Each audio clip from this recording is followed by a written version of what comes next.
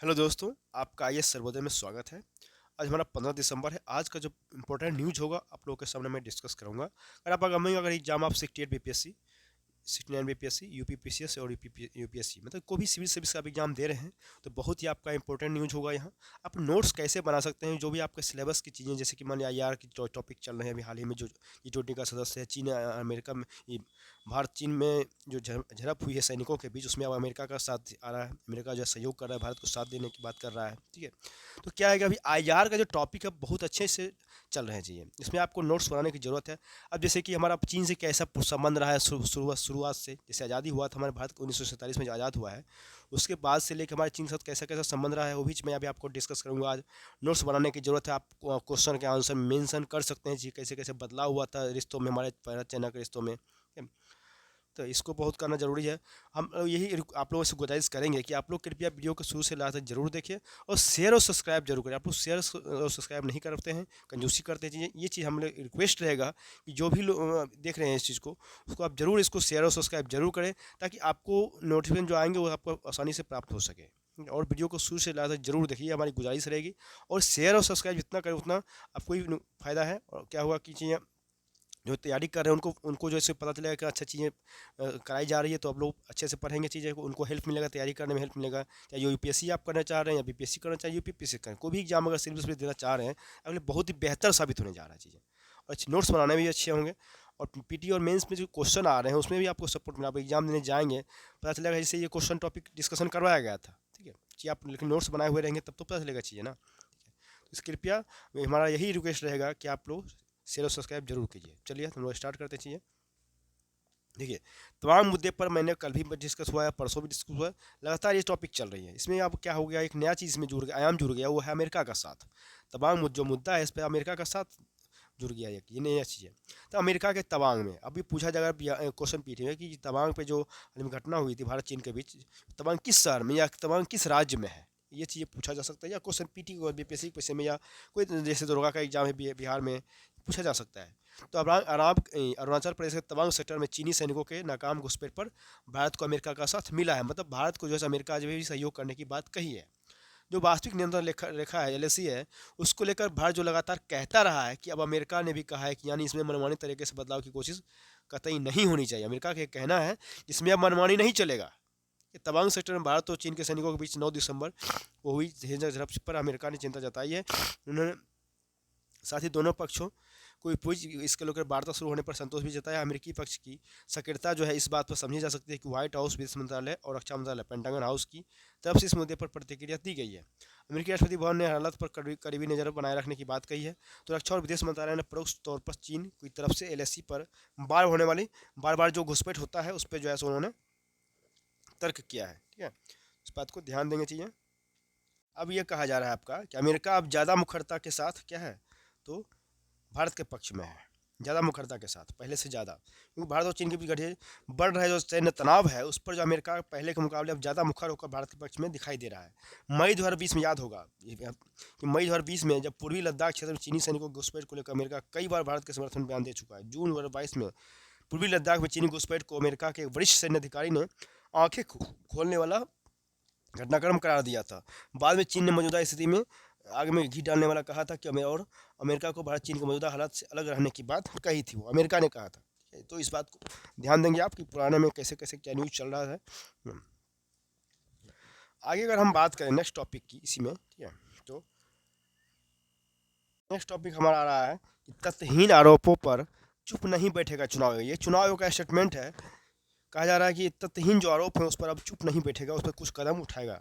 ये supreme court का, ये क्या कहते हैं, सुप्रीम कोर्ट का ये कहना है। कहा जा रहा है कि खिलाड़ी तो राजनीतिक दल होते हैं, लेकिन अक्सर चुनाव के बाद कई दलों की ओर से चुनाव आयोग को गुनाहगार ठहराया जाता है। अब चुनाव आयोग भी ऐसे आरोपों को लेकर आक्रामक होने की तैयारी में है। ठीक है, राजनीतिक बयानबाजी जो होती रहती है उस पर चुप्पी साधने के बजाय सवाल जवाब करेगा और आरोपों के मद्देनजर तथ्य न पेश करने पर दलों या उनसे संबंधित जो नेता हैं के खिलाफ कार्रवाई भी करेगा। इस बाबत पर मंथन तेज हो चुका है। चुनाव सुधारों को लेकर तेजी से जुटे आयोग ने अब तेजी दिखाया है। जब उसके खिलाफ समर्थन तथ्यहीन या बेबुनियाद आरोप बढ़ने लगे हैं, खासकर इंटरनेट मीडिया के जरिए तथ्यहीन बातों को फैलाकर उसकी छवि को कड़कड़े में खड़ा किया जाता है, तो सूत्र की माने तो आयोग ने इस दिशा में काम भी शुरू कर दिया है। तो इस बात को ध्यान देना चाहिए। चलिए हम लोग आगे चलते हैं चीज़ें नेक्स्ट टॉपिक की ओर। तो ये देखिए आपका चीन जमीन से लेकर समुद्र तक चीन के कई देशों के साथ रहे, मतलब जमीन से लेकर समुद्र तक की अगर हम बात करें, उसमें भारत का चाइना का बहुत सारे देशों के साथ विवाद रहा है। कौन कौन से देशों के साथ विवाद क्या रहा है, देखिए अभी हम ये भी समझेंगे। हम ये भी समझेंगे कि भारत का जो है कैसे किस तरह का कंडीशन रहा है भारत के साथ, भारत चाइना के साथ रिलेशन, और शुरू से लेकर किस तरह से भारत के साथ रिलेशन में कैसे कैसे बदलाव हुआ है, बेसिक के बारे में डिस्कस करिए। इसको आपको नोट करने बनाने की जरूरत है, ताकि ये पता चले कि भारत चाइना के साथ कैसे कैसे कैसे क्या हुआ है, बदलाव हुआ है रिश्तों में, कब बदलाव आया था। और ये भी टॉपिक है आपको कि दक्षिण चीन सागर के लेकर चीन का इन देशों के साथ सीमा विवाद रहा है, किसी देशों के साथ ये सीमा विवाद रहा है। ठीक है, चलते हैं। सबसे पहले अगर हम बात करें तो चीन क्या है, तो भारत जो है, चीन जो है सो दुनिया का एकमात्र देश है जिसका अपने लगभग सभी पड़ोसी देशों से सीमा विवाद है। चीन भले ही इस बात को इनकार करता हो कि वह हाल ही में तवांग सेक्टर में भारतीय सैनिकों के साथ हुई अरब उसकी कलई खोल रहा है। चीन को सरहद 14 देशों से मिलती है, लेकिन उसकी सीमा 22 देशों से रहा है। चीन का अपने पड़ोसी के साथ 18 जगहों पर सीमा विवाद चल रहा है। चीन का जमीन पर ही नहीं 18 सीमा में ही सीमा विवाद है।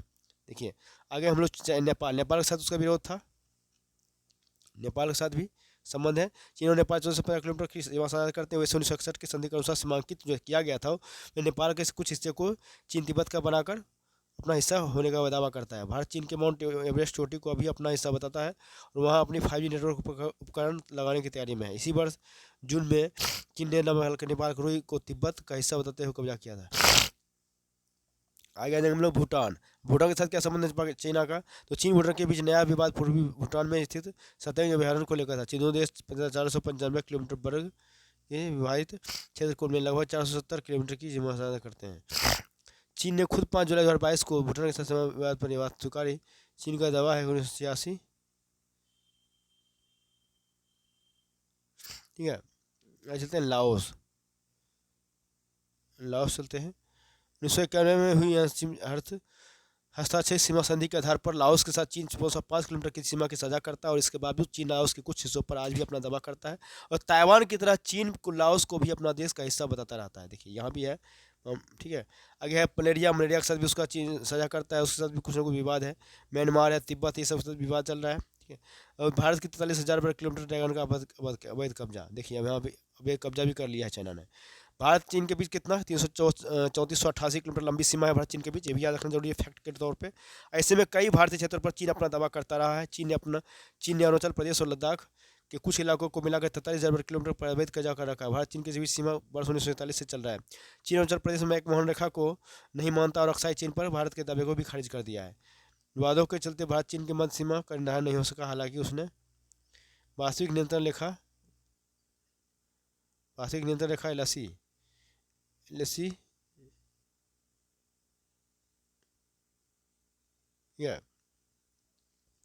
आगे चलेंगे हम। तो ये हो गया हमारा कौन, तो ये भारत की 45,000 किलोमीटर जमीन पर ट्रेन का जो कर्जा है। देखिए दक्षिण चीन सागर को लेकर चीन का इन देशों से समुद्री व्यापार सीमा विवाद रहा है। कौन कौन है, तो भारत के बाद अगर चीन का कहीं और पर ज़्यादा सबसे विवाद है तो दक्षिणी चीन सागर है। यहाँ चीन से सटे समुद्री इलाके हैं। चीन से सटे जो समुद्री इलाके में 2 विवाद क्षेत्र हैं। पहला चीन, ताइवान, मलेशिया और फिलीपींस, वियतनाम, ये सब है। ब्रुनई की समुद्री सीमाएँ शामिल हैं। दूसरे दूसरे दूसरे में चीन, ताइवान और वियतनाम का समुद्री इलाका शामिल है। ये हो गया हमारा ये।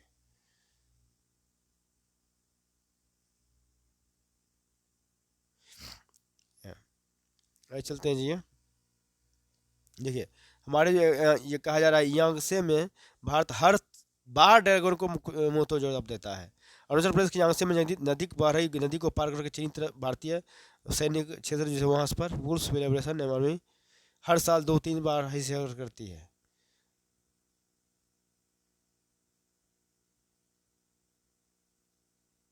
ठीक है, आगे चलते हैं। कहा जा रहा है कि वहीं पर जो पीएलए पार्टी है हर साल 2-3 बार इसे अगर करती है, इसलिए भारतीय सैनिक जवाबी कार्रवाई के लिए तैयार रहते हैं। वहाँ पर कहा जा रहा है वहाँ पर ठीक है, वहाँ पर हम राजनीतिक रूप से बेहतर स्थिति में, इसलिए चीनी सैनिक को आगे बढ़ पाना मुश्किल होता है। इसलिए लेकिन साल दर साल वे अपनी हरकतें बंद नहीं करते हैं। अंततः चूट खाकर वापस जाना मुश्किल पड़ता है।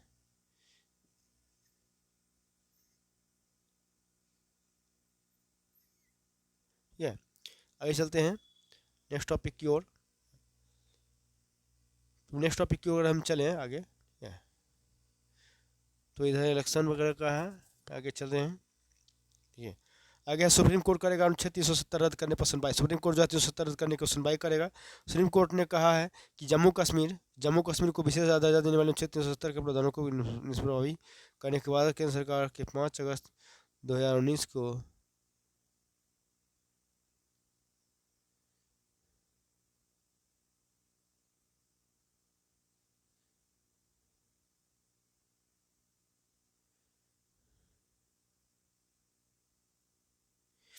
ठीक है, यही चलते हैं। ठीक है, कि कहा जा रहा है जब सुप्रीम कोर्ट ने कहा है कि वो जम्मू कश्मीर को विशेष दर्जा देने वाला 370 जो कानून है उसको निष्प्रभावी करने के लिए 5 अगस्त 2019 को जो लाया गया है इसके खिलाफ निर्णय के खिलाफ दाखिल जो याचिका है उसको सुनवाई करके सूचीबद्ध करेगा। वार्ताकार जो थे राधा कुमार ने याचिकाओं को जल्द सुनवाई करने के लिए सूचीबद्ध करने का अनुरोध किया, जिसके बाद प्रधान न्यायाधीश DY जो चंद्रचूड़ हैं वो अभी हम वर्तमान के, तो वो और एक और हैं जस्टिस PS नरसिंह की पीठ ने बुधवार को ये कहा कि हम विचार करके क्या करेंगे, इस पर तारीख देंगे। इससे पहले 25 अप्रैल और 23 सितंबर को तत्काल प्रधान न्यायाधीश NV रमन्ना की अध्यक्षता में वाली पीठ ने अनुच्छेद 370 के प्रावधान के निष्क्रिय करने के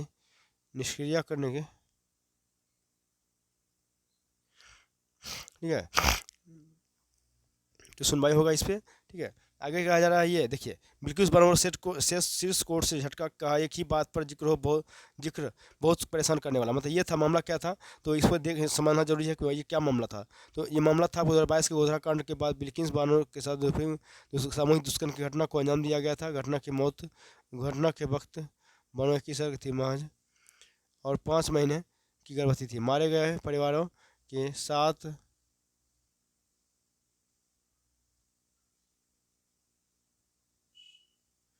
ठीक है, तो आगे चलते हैं।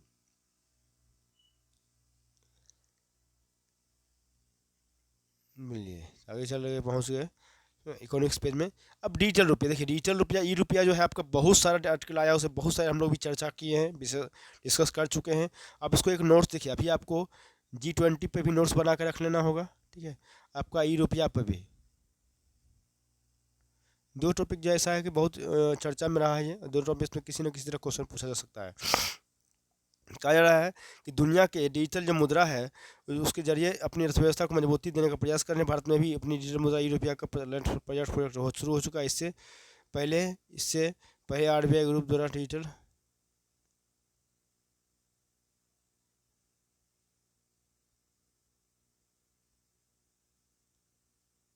ठीक है, दुनिया के जो अनेक देश हैं डिजिटल मुद्रा के जरिए अपनी अर्थव्यवस्था को मजबूती देने का प्रयास करें, भारत में भी अपनी डिजिटल मुद्रा का एक प्रयोग शुरू हो चुका है। इससे पहले RBI द्वारा डिजिटल करेंसी ई रुपये की शुरुआत सरकारी प्रतिनिधियों के थोक कारोबार के लिए किया गया था। फिलहाल जो खुदरा जो रुपया है ये परीक्षण में 4 बैंक, कौन कौन सा 4 बैंक याद रखना है, ICICI बैंक है, भारतीय स्टेट बैंक है, IDFC बैंक है तथा यस बैंक। चार शहर दिल्ली, मुंबई, भुवनेश्वर, बेंगलुरु शामिल किया गया है। पहले ही दिन डिजिटल रुपया से करीब 2 करोड़ रुपया का लेन देन हुआ है। माना जा रहा है कि डिजिटल का पूरा नाम सेंट्रल बैंक डिजिटल करेंसी है। इस राज्य को रिजर्व बैंक जारी करता है। यह सरकार द्वारा प्रतिभूत है। यह देश की मुद्रा का ही डिजिटल रूप है। इसके 2 प्रकार है, जिसमें क्या होगा, थोक सब्सिडी का उपयोग वित्तीय संस्थानों द्वारा, जबकि खुदरा सब्सिडी का उपयोग निजी और गैर वित्तीय उद्यमों तथा व्यवसायों द्वारा किया जा सकता है। अमेरिकी जो थिंक टैंक अटलांटिक काउंसिल के अनुसार Bahamas, Nigeria, Antigua, Saint Lucia, Saint Vincent और गिनाओ सहित दुनिया के 11 देशों का केंद्रीय बैंकों द्वारा डिजिटल मुद्रा को पूर्ण रूप से लागू किया जा चुका है। आज चलेंगे हम इकोनॉमिक्स का जो पेज है उसमें कहा जा रहा है इंटरनेट के भविष्य को लेकर अपना फ्रेमवर्क खुद बनाएगा भारत। इलेक्ट्रॉनिक्स एवं खाद्य जो IT मंत्रालय जो है उसमें राजीव शेखर ने कहा कि भविष्य में इंटरनेट को लेकर नीतियाँ बनाने के लिए बहुत सतर्क रहे हैं। बहुत ही बढ़ने के लिए भारत को किसी दूसरे देश के अनुकरण का जरूरत नहीं है। उन्होंने ये भी कहा कि 82 करोड़ यूजर्स को यह तय करने का अधिकार है तुम्हें यह। ठीक है, आगे चलते हैं। इंडिया ग्लोबल फोरम की तरफ से दुबई में आयोजित एक कार्यक्रम, उसके दौरान जो है चंद्रशेखर ने कहा कि इंटरनेट क्या है, तो इंटरनेट जो है गवर्नेंस के लिए यूरोप के general data protection regulation GDPR को सबसे बेहतर मानक समझा। उन्होंने कहा कि हम 82 करोड़ यूजर्स के साथ ग्लोबल इंटरनेट पर सबसे बड़ी उपस्थिति में तेज दर्ज करवाते हैं और हमें अपनी नियति को खुद व्यापार देने का अवसर मिलना चाहिए। चलिए आगे चलते हैं नेक्स्ट टॉपिक की ओर। इकोनॉमिक्स पेज में आ गए हम लोग। इकोनॉमिक्स पेज में है इकोनॉमिक्स पेज में हम आ गए। नहीं, इकोनॉमिक्स तो निकल गया, राष्ट्रीय अभी निकल गया। अगले साल कहा जा रहा है, अगले साल 7 अप्रैल तक आएगी गर्भाशय के कैंसर का वैक्सीन आएगा। इंटरनेट के भविष्य को लेकर अपना फ्रेमवर्क खुद बनाएगा भारत। ठीक है, आगे है कि G20 बैंक जो है भारत पर प्राथमिकताओं का व्यापक समर्थन मिले। भारत को G20 में 2023 के लिए जो फाइनेंस ट्रैक है वह एजेंडा का प्रस्तावित प्राथमिकताओं का व्यापार क्या हुआ है का व्यापार व्यापक समर्थन मिला है। भारत की अध्यक्षता में पहली बार आयोजित G20 के वित्त और केंद्रीय मंत्री के उपप्रमुखों की बैठक में यह रुझान देखने को मिला है। ठीक है, आगे चल रहे हैं। चलिए नेक्स्ट क्वेश्चन चल रहे हैं।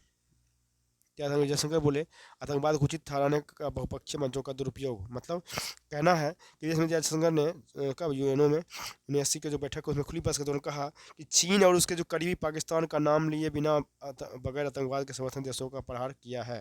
उन्हें कहा कि आतंकवाद को उचित ठहराने और साजिशकर्ताओं को बचाने के लिए बहुपक्षीय मंचों का दुरुपयोग किया जा रहा है, उसका दुरुपयोग किया जा रहा है, इस बात को ध्यान देना है।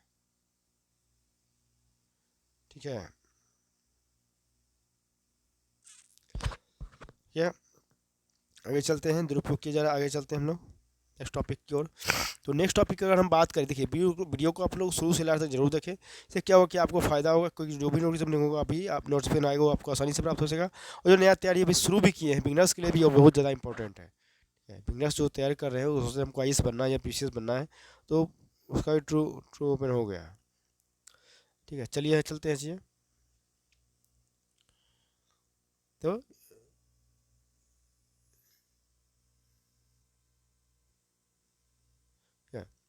तो यहाँ तक हम लोग कर लिए हैं। आगे चले हम लोग नेक्स्ट टॉपिक की ओर। देखिए हमारा टॉपिक तो यहीं तक लास्ट होता है। हम लोग से ये गुजारिश करें कृपया आप लोग शेयर और सब्सक्राइब जरूर करें। जो भी हमारे वीडियो को शुरू से लास्ट तक नहीं देखें तो कृपया शुरू से लास्ट तक जरूर देखें। और क्या है कि आप लोग तैयारी करते रहें और नोट्स बनाते रहें। जहाँ प्रॉब्लम आती है, क्वेरी है कुछ, तो मैसेज भी कर सकते हैं हमारे टेलीग्राम चैनल पर, व्हाट्सएप ग्रुप भी है, सब है सारी चीज़ें। कोई भी क्वेरी है, कोई भी क्वेश्चन है तो पूछ सकते हैं चीज़ें बेहिचक, कोई प्रॉब्लम नहीं होगी। तैयारी कीजिए जम के। और जहाँ नोट्स में भी दिक्कत है उसको भी आप हमें मैसेज या कॉल कर सकते हैं, उसमें नंबर दिया हुआ है। ठीक है, तो चलिए हम लोग फिर कल मिलते हैं नेक्स्ट वीडियो सेशन में। तब तक के लिए बहुत बहुत धन्यवाद।